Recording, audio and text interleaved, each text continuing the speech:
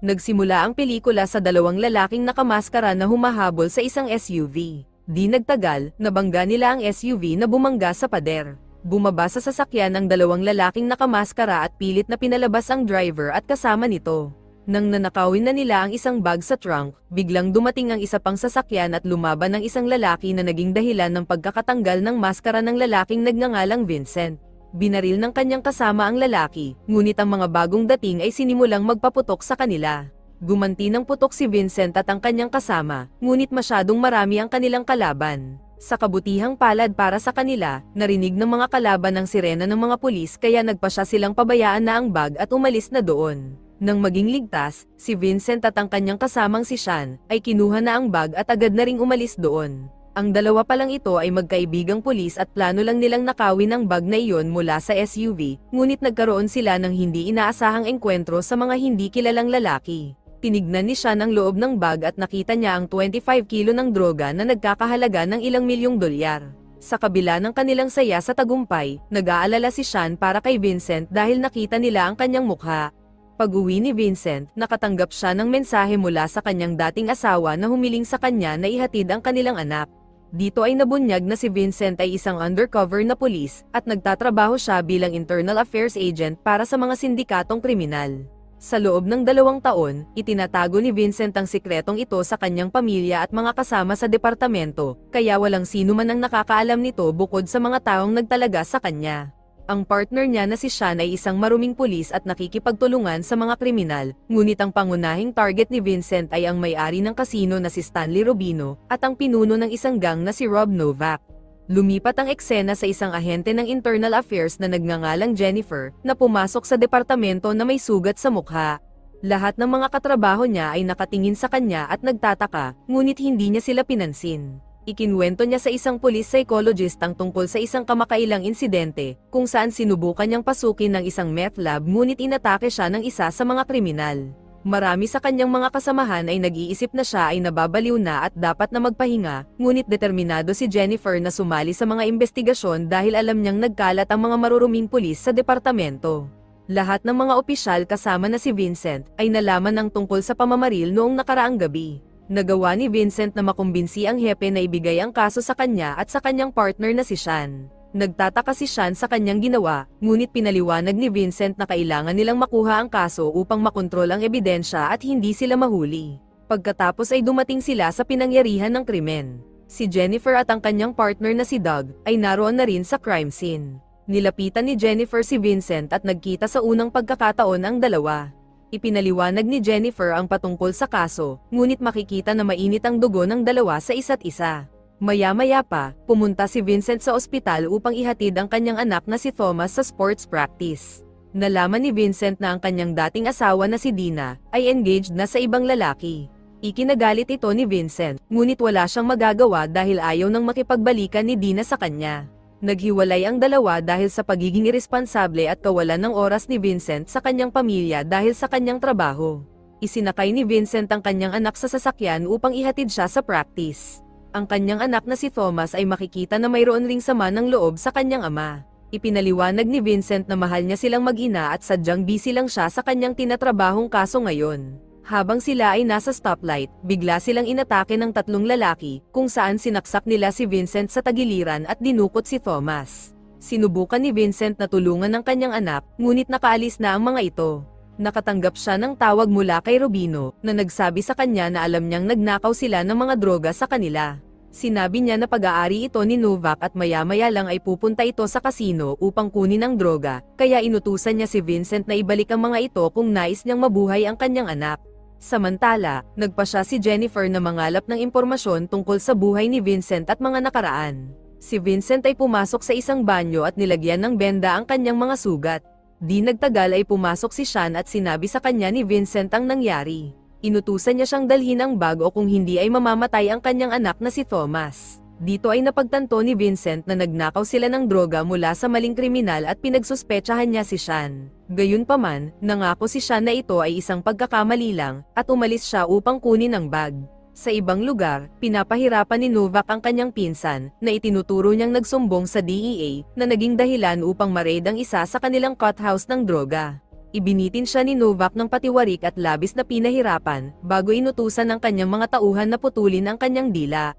Samantala, si Thomas ay ikinulong ni Rubino sa isang storage facility sa kanyang kasino. Sa gabing iyon, si Vincent ay nagmamaneho dala ang bag patungo sa kasino. Tinawagan siya ni Dina upang tanungin kung nasaan ang kanilang anak, ngunit nagpalusot si Vincent at sinabing nagkaroon sila ng pagtatalo at umalis ito. Sinabihan niya si Dina na huwag mag-alala at kasalukuyan na niya itong hinahanap. Lingid sa kaalaman ni Vincent, sinusundan pala siya ni Jennifer. Pumasok si Vincent sa kasino dala ang bag, ngunit nagpasya siyang pumasok sa banyo, na ikinapagtaka ni Rubino na nagmamatsyag sa kanya mula sa CCTV. Si Jennifer ay pumasok rin sa kasino at nakita si Vincent na pumunta sa banyo. Inilagay ni Vincent ang kalahati ng droga sa isang garbage bag at itinago ito sa kisame. Nang siya ay makalabas, nilapitan siya ng isang tauhan ni Rubino upang dalhin siya sa kanyang opisina. Kasabay nito, agad na pumunta si Jennifer sa banyo upang malaman kung ano ang ginagawa ni Vincent. Matapos ang ilang minutong paghahanap, nakita ni Jennifer ang mga itinagong droga. Kinuha niya ang mga ito at tinawagan ng partner niyang si Doug upang sabihin sa kanya na tama ang kanyang hinala kay Vincent na isang maruming pulis. Samantala, sinubukan ni Vincent na makipagkasundo kay Rubino na palayain ang kanyang anak kapalit ng iba pang droga. Sinabi sa kanya ni Rubino na siya ay nasa malaking problema dahil ang mga droga ay para kay Novak, na isang baliw na kriminal na higit na walang awa kaysa sa kanya. Gayunpaman, tinanggap niya ang alok ni Vincent at binigyan siya ng 10 minuto upang dalhin sa kanya ang iba pa. Samantala, inilipat ni Jennifer ang mga droga sa locker room ng mga babae. Nang matuklasan ni Vincent na nawawala ang bag, nag-alala siya at sinubukang hanapin ito. Sinabihan siya ng lalaki doon na kinuha na ng isang babae ang itinago niya sa kisame. Dumating si Novak sa kasino at sinimulang pilitin si Rubino na kunin ang mga droga. Humiling si Rubino na maghintay ng isa pang 10 minuto at inalok siya ng inumin sa kanyang opisina. Habang nasa opisina, ikinwento ni Novak na mayroon silang deal ng droga sa mga Canadian na nagkakahalaga ng 25 kilo ng droga, ngunit ang kanyang pinsan ay naging impormante ng DEA na naging dahilan upang ma-raid sila at mawala ang kanilang shipment. Gayunpaman, nangako si Novak sa kanyang ama na matutuloy ang kanilang deal sa mga Canadian at magdaragdag pa ng 25 kilo para sa abala, na magmumula naman kay Rubino. Kung hindi maibibigay ni Rubino ang 25 kilo na iyon, nagbanta si Novak na mamamagitan ng kanyang ama, na tiyak na hindi gugustuhin ni Rubino. Binabantayan ng mga security guard ang CCTV upang mahanap si Vincent, ngunit hindi nila siya mahagilap dahil gumapang pala ito sa ventilation at nakarating sa laundry room. Matapos magsuot ng magarbong damit, pumasok siya sa storage room kung saan sinimulan niyang magbalot ng asukal at inilagay sa bag upang magmukhang droga. Tinawagan siya ni Dina upang tanungin ang kalagayan ng kanilang anak, ngunit sinabi ni Vincent na nag-text ito sa kanya na nasa kasino siya kasama ang kanyang girlfriend. Alam ni Dina na nagsisinungaling si Vincent dahil sa tono ng kanyang boses at nagsimula siyang mag-alala.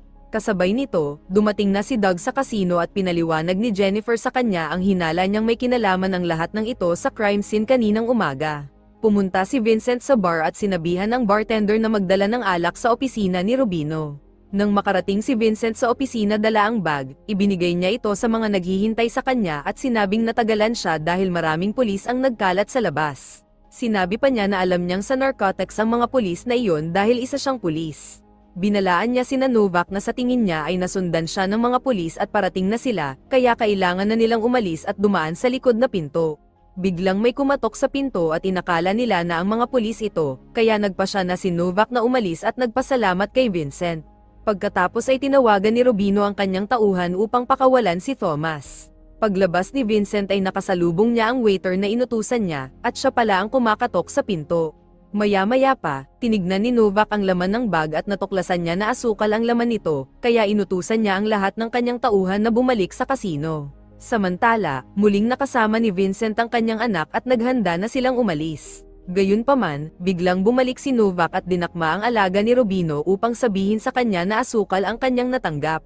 Sinabi ni Rubino na nasa kanya ang anak ni Vincent at nangakong dadalhin sa kanya ang mga droga. Tinawagan niya ang kanyang tauhan at inutusan na hulihin ulit ang mag-ama. Nakita ni Vincent na bumalik ang tauhan ni Rubino at napansin rin sina Jennifer na naghahanap rin sa kanya, kaya gumawa sila ng paraan upang makatakas ng hindi nahuhuli. Biglang dumugo ulit ang sugat ni Vincent sa tagiliran, at inisip ni Thomas na isang maruming pulis ang kanyang ama na nakikipagnegosasyon sa mga kriminal. Ipinaliwanag ni Vincent na mali ang kanyang iniisip, at sa halip ay isa siyang undercover na pulis at isa ito sa kanyang kaso na kailangang tapusin. Ito ang dahilan kung bakit laging busy si Vincent sa kanyang trabaho at nawawalan ng oras sa kanyang pamilya. Biglang dumating ang tauhan ni Rubino at hinabol ulit ang dalawa. Naabutan sila nito sa kusina at doon nagkaroon ng away. Sinubukang lumaban ni Vincent sa lalaki, ngunit sadyang malakas ito at walang awa siyang binugbog. Sinubukang tulungan ni Thomas ang kanyang ama, ngunit hindi ito umubra at napabagsak pa rin si Vincent. Gayunpaman, nagawa ni Vincent na mahagis ang lalaki sa bintana at matagumpay silang nakatakas doon. Sa kabilang banda, inutusan ni Novak ang kanyang tauhan na sabihin sa iba na magbibigay siya ng pabuya sa sinumang magdadala kay Sean at Vincent sa kanya. Sinubukang tumakas ulit ng mag-ama at dumaan sila sa club, ngunit dahil sa kaguluhan ng mga tao ay nahiwalay si Thomas kay Vincent. Nagpahintulot ito sa tauhan ni Rubino na mahuli si Thomas. Kinausap ni Novak si Rubino at nagbanta itong papatayin siya kapag hindi niya naibigay ang mga droga. Samantala, tinawagan ni Sean si Vincent upang makibalita, ngunit sinabi ni Vincent na naging magulo ang lahat at hiniling kay Sean na pumunta doon. Sa kabilang banda, si Jennifer at ang kanyang partner ay nagsawa na sa kakahanap kay Vincent. Pinayuhan siya ni Doug na itigil na ang paghahanap at ipagpatuloy na lang ang investigasyon bukas, at pumayag naman si Jennifer. Habang pasakay si Jennifer sa elevator, nakasalubong niya si Vincent at agad niya itong hinabol. Pagkatapos ng mahabang paghahabulan, nag-away ang dalawa sa isang silid. Nagawang mapabagsak ni Vincent si Jennifer at sinabi sa kanya na isa siyang undercover na pulis para sa internal affairs sa loob ng 2 taon. Sinabi niya na ang kanyang partner na si Sean ay courier ng droga para sa mga Novak, ngunit mayroon pa silang mga kasangkot na mas mataas sa kanila at iyon ang dapat na alamin ni Vincent. Sa kabila ng lahat ng kanyang sinabi, hindi naniniwala si Jennifer sa kanya. Ipinosas siya ni Vincent sa kama at tinanong kung nasaan ang mga droga, at itinuro naman ito ni Jennifer. Samantala, binugbog ni Rubino at ng kanyang tauhan si Thomas, ngunit nang sila ay umalis ay naiwan nilang nakabukas ang pinto. Nagpahintulot ito kay Thomas upang tumakas at kinuha niya ang telepono ni Rubino. Nagawa ni Jennifer na makatawag kay Doug at sinabi sa kanya ang lokasyon ni Vincent. Nang pumunta si Vincent sa locker room at hinanap ang bag, hindi niya ito nakita dahil kinuha na pala ito ni Doug. Biglang lumitaw si Doug na nakatutok ang baril sa kanya at tinangka siyang arestuhin, ngunit biglang pumalag si Vincent. Nagkaroon ng away sa pagitan ng dalawa, kung saan itinulak ni Vincent si Doug sa hot tub, ngunit sinagip rin niya ito bago pa siya malunod. Nang makumpirmang wala ng laban si Doug, nagpasya na si Vincent na iwanan siya. Tinawagan siya ni Thomas gamit ang telepono ni Rubino, at ipinaalam niya ang kanyang lokasyon sa club. Lingid sa kanilang kaalaman ay plano pala ni Rubino na pakawalan si Thomas upang tumawag siya sa kanyang ama at magpakita ito doon. Hindi nagtagal, nakarating na si Sean sa kasino at nagkita sila ni Vincent sa parking lot. Nang biglang dumating ang isang kalaban, magkasabay silang bumaril ni Sean. Napatay ni Sean ang kalaban ngunit agad rin siyang nawalan ng malay. Si Dina na nag-aalala sa kanyang mag-ama, ay tinawagan si Vincent upang malaman ang sitwasyon, ngunit sinabi nito sa kanya na magiging maayos ang lahat. Napagtanto ni Dina na mayroong nangyayaring kaguluhan, kaya nagpasya siyang umalis sa ospital at tumungo sa kasino. Biglang nagkaroon ng voicemail sa telepono ni Sean na kinuha ni Vincent kanina, at ang mensahe ay mula kay Doug na kasangkot pala sa mga kriminal at nagtatrabaho para sa mga Novak. Pumunta si Doug at Jennifer sa parking lot at nakita ang isang patay na lalaki, at maging si Sean na buhay pa pala. Nilapitan ni Doug si Sean at tinanong kung alam ba ni Vincent ang kanyang pagkatao, ngunit hindi sumagot ng maayos si Sean. Habang tumatawag ng backup si Jennifer, tinuluyan ni Doug si Sean sa pamamagitan ng pagsakal. Pagkatapos ay nagpaalam siya kay Jennifer na sasalubungin niya ang mga backup upang gabayan sila sa pagpasok. Nakipagkita siya kay Novak sa elevator, at nabunyag na pinoprotektahan niya ang negosyo ng pamilya Novak sa pamamagitan ng pagbabayad sa ibang mga ahente. Alam ni Novak na darating ang mga pulis para sa kanila, kaya binantaan niya si Doug na sinasabing hindi niya ginagawa ng maayos ang kanyang trabaho. Nagbabala naman si Doug na mayroon siyang listahan at mga data ni Novak at ng kanyang pamilya, at kung siya ay papatayin, ang kanilang mga negosyo ay mabubulgar. Maya-maya pa, nilapitan ulit ni Novak si Rubino upang hilingin muli ang kanyang droga, ngunit sinabi nito na hinuhuli na ng kanyang tauhan si Vincent. Dumating sa club si Vincent at nakita si Thomas, ngunit bigla siyang inatake ng tauhan ni Rubino. Naganap muli ang away sa pagitan ng dalawa, at napansin sila ni Novak mula sa di kalayuan. Nagawa ni Vincent na mapatay ang lalaki sa pamamagitan ng pagsaksak ng bote sa kanyang leeg. Agad na nilapitan ni Vincent ang kanyang anak, ngunit biglang lumapit si Novak at sinimulang magpaputok sa kanilang direksyon. Ngunit nagdulot lamang ito upang mataranta ang mga tao at mapilitang lumabas, kung saan nakisalamuha ang mag-ama. Sina Jennifer at Doug na kasama ang mga backup na pulis, ay nakita ang kaguluhan at nagpasyang sumali sa paghabol kay Vincent. Sumakay ng kotse ang mag-ama at nagmaneho palayo, habang pinapaputukan sila ni Novak. Kalaunan ay nagawa nilang makalayo doon at dumiretso sila sa parking lot upang tumakas. Tinangka rin ni Rubino na tumakas, ngunit naabutan siya ni Jennifer at inaresto siya. Si Novak at ang isa niyang tauhan ay nagsimula ng maghanda para sa pag-atake nila kay Vincent. Nakarating sina Vincent sa parking lot, ngunit hinabol sila ng mga tauhan ni Novak. Lumabas si Vincent sa kotse at inutusan si Thomas na magmaneho habang haharapin niya ang mga kalaban. Nagawa niyang mapatay ang ibang mga tauhan ni Novak at mailigtas si Thomas mula sa mga ito. Sa sandaling iyon, nagpakita si Novak at sinimulang magpaputok ng tear gas sa paligid ng parking lot. Lumabas ng sasakyan si Thomas at nagawang makapagtago mula kay Novak. Ang kanyang ina na si Dina ay nakarating na rin sa parking lot at naramdaman ng panganib sa paligid, kaya kinuha niya ang kanyang baril at lumabas ng sasakyan. Nang lumapit kay Thomas ang isang kalaban, dumating si Vincent at sinimulang makipag-away sa lalaki. Kumuha ng isang sasakyan si Thomas, habang si Vincent naman ay binubugbog ng lalaki. Dahil sa kanyang mga pinsala, hindi nagawang makalaban ni Vincent at bumagsak siya sa lupa. Nang sandaling papatayin na siya ng lalaki, biglang dumating si Thomas sa sasakyan at binunggo ito. Nilapitan ni Thomas ang kanyang ama, ngunit biglang dumating ang isa pang lalaki na may hawak na baril, ngunit dumating si Dina at binaril ito. Bigla namang nagpakita si Novak at sinimulan na magpaputok sa kanila. Sinabi niya kay Vincent na kailangan niya ang kanyang droga, kaya lumapit si Vincent sa kanya upang ayusin ang lahat ng gulo. Gayunpaman, binaril ni Novak si Vincent sa tagiliran, ngunit agad na nakaganti si Vincent at binaril ito ng 2 beses.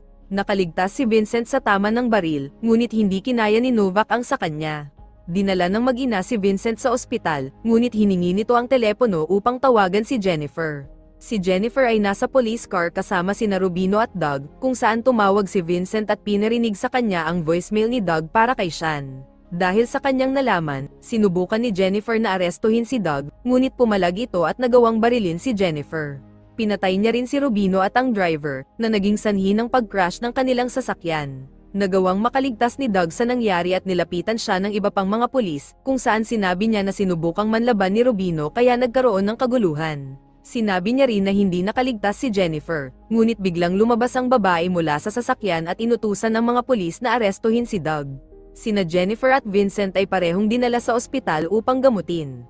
Pagkalipas ng ilang araw, nagising si Vincent sa tabi ng kanyang mag-ina. Pumasok si Jennifer sa silid at pinuri si Vincent sa kanyang pagkamabuting pulis. Sa huling eksena, nililinis ng DEA ang parking lot kung saan natagpo ang patay si Novak at ang kanyang mga tauhan. Nagring ang telepono ni Novak, at ang tumatawag ay ang kanyang ama.